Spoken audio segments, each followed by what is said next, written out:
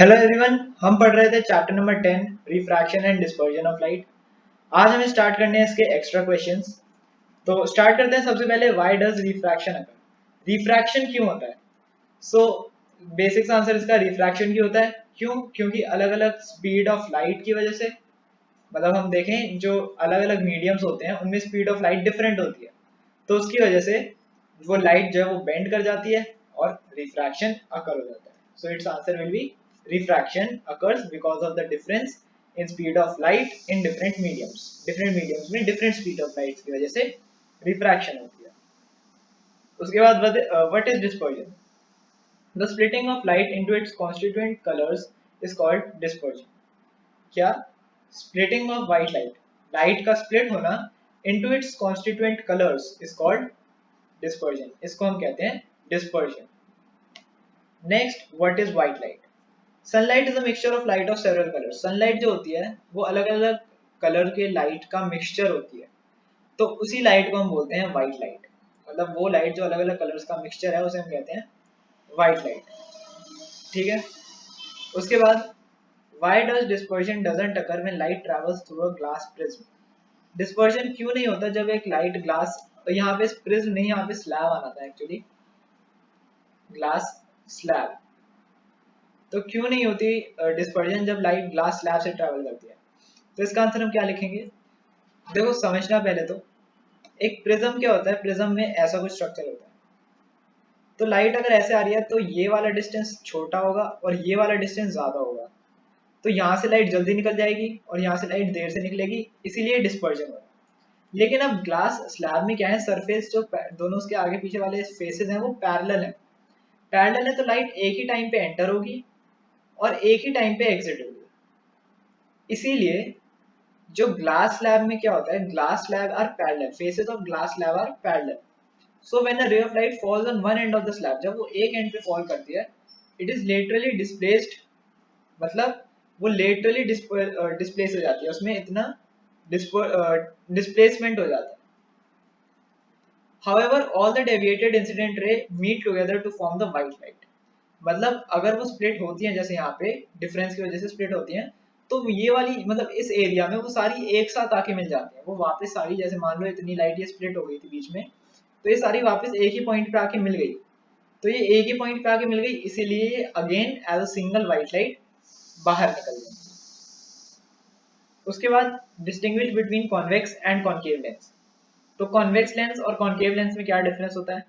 Convex lens का diagram हमें पता है, कॉन्वेक्स लेंस कैसे बनाया जाता है। वो होता है thinner at the edges and thicker at the centre.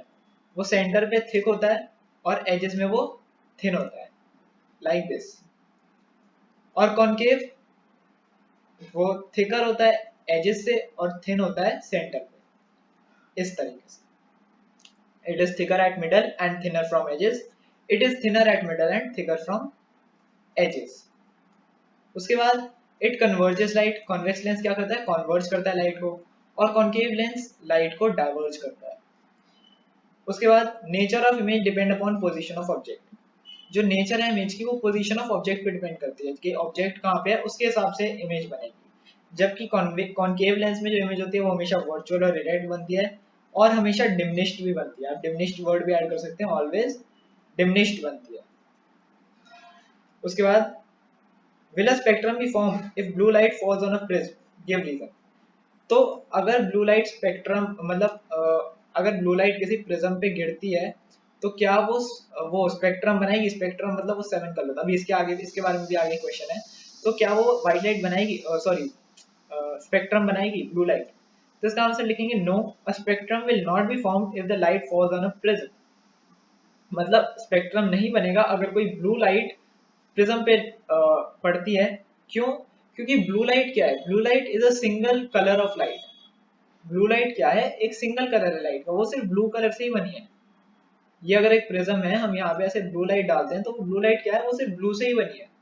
तो उसमें और कोई कलर जब है ही नहीं, तो वो ऐसे ब्लू ही आएगी और ब्लू ही ऐसे निकल जाएगी। सो there will be no spectrum formed because blue light is made up of a single color. Therefore it will not break further into more colors after bending। Bend होने के बावजूद भी वो और कलर्स में ब्रेक नहीं होगी। Seventh question, what is difference between the displacement produced by rectangular glass slab and deviation produced by glass film? Deviation produced by glass films का मतलब है कि जैसे ये ग्लास प्रिज्म है तो इससे लाइट ऐसे जाती है ना, ये तो ये एक्सटेंडेड इंसिडेंट रे, तो ये वाला जो एंगल होता है ये होता है एंगल ऑफ डेविएशन, और इसे ही हम कहते हैं deviation produced by glass prism. तो in case of displacement produced by rectangular glass slab, the emergent ray has the same direction as incident ray। मतलब emergent ray और incident ray क्या होते हैं, एक दूसरे के पैरेलल होते हैं। जबकि डेविएशन जो होती है ग्लास प्रिज्म में, उसमें emergent ray deviates from the direction। जो emergent ray है वो उस अपनी डायरेक्शन से डेविएट हो जाती है। मतलब डेविएट मैंने अभी आपको बताया, यहाँ पे इतना डेविएशन, इसे हम कहते हैं डेविएशन।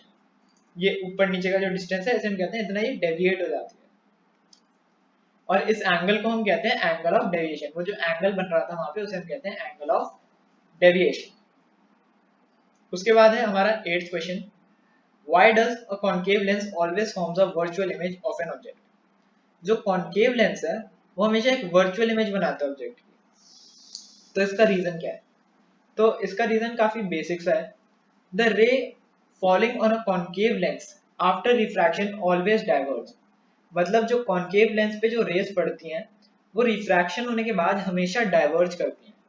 अगर हम इसको बनाएं तो ऐसे क्या होता है, रेज ऐसे, यहाँ पे कॉन्केव लेंस है, रेज किसी भी ऑब्जेक्ट की ऐसे ऊपर डाइवर्ज होती है और एक नीचे जाती है, और ये हमेशा ऐसे पीछे मिलती है। तब देखो जब ये डाइवर्ज हो रही है हमेशा, तो मतलब ये कभी नीचे तो बन ही नहीं पाएगी। रियल एंड इन्वर्टेड इमेज कब बनती है? जब रेज ऐसे नीचे की तरफ ऐसे मीट करें।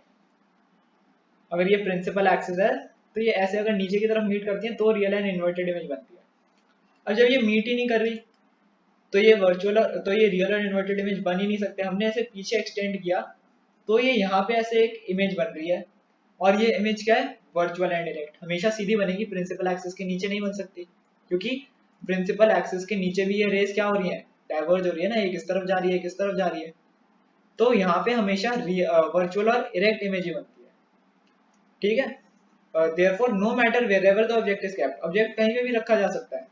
concave lens always forms a virtual image, concave lens हमेशा एक virtual image बनाता है which is erect and smaller in size than object, जो erect होती है और smaller होती है साइज में। ये एक प्रॉपर डायग्राम हो गया। जैसे कि मैं बता रहा था प्रिंसिपल एक्सिस के नीचे, ये जो प्रिंसिपल एक्सिस है इसके नीचे ये रे एक ऐसे जा रही है एक ऐसे जा रही है, तो ये भी कभी मीट नहीं करेंगी और ना कभी ये आगे मीट करेंगी, ये सिर्फ एक ही पॉइंट पे मीट करेंगी प्रिंसिपल एक्सिस के ऊपर, और प्रिंसिपल एक्सिस के ऊपर जो इमेज बनती है वो हमेशा वर्चुअल एंड इरेक्ट बनती है। 9th question, explain the term spectrum, why does a glass split white light into its constituent colours? Spectrum क्या होता है? सबसे पहले तो spectrum refers to the order and arrangement of different colours of light constituting the white light. मतलब कि spectrum एक वो ऑर्डर है या फिर एक अरेंजमेंट है अलग अलग कलर्स का। किसके कलर्स का? लाइट के अलग अलग कलर्स का अरेंजमेंट है जिनसे व्हाइट लाइट बनती है, और वो ऑर्डर क्या है? विबग्योर। विबग्योर वो ऑर्डर है, इसे ही हम स्पेक्ट्रम कहते हैं। और ये सब कॉन्स्टिट्यूट मतलब ये सब कॉन्स्टिट्यूएंट्स होते हैं व्हाइट लाइट के। अब ये जो ग्लास है वो स्प्लिट कर देता है उसके व्हाइट लाइट को उसके कॉन्स्टिट्यूएंट कलर्स में, बिकॉज जो अलग अलग कलर्स होते हैं, violet, indigo, blue, green, yellow, orange, red, इन सबका जो स्पीड होती है, इन सबकी जो स्पीड होती है वो अलग अलग होती है। तो due to difference in their speed, उनकी स्पीड में डिफरेंस होने की वजह से वो डेविएट हो गए, मतलब वो क्या कहेंगे हम, डिस्पर्जन हो जाता है उसमें, ठीक है। तो they have different angle of deviation आप लिख सकते हैं, या फिर डिफरेंट एंगल ऑफ डेविएशन का मतलब है डिफरेंट स्पीड्स। दोनों का एक ही मतलब है, अलग अलग स्पीड होती है इसीलिए अलग अलग एंगल ऑफ डेविएशन होता है। एंगल ऑफ डेविएशन वही जो मैंने ऊपर बताया था, ये इंसिडेंट रे, जो इमेजिनरी इंसिडेंट रे है, और जो हमारी इमर्जेंट रे है उसके बीच में जो ये एंगल बनता है उसे हम कहते हैं, ठीक है। उसके बाद आता है हमारा last question, what do you mean by absolute refractive index?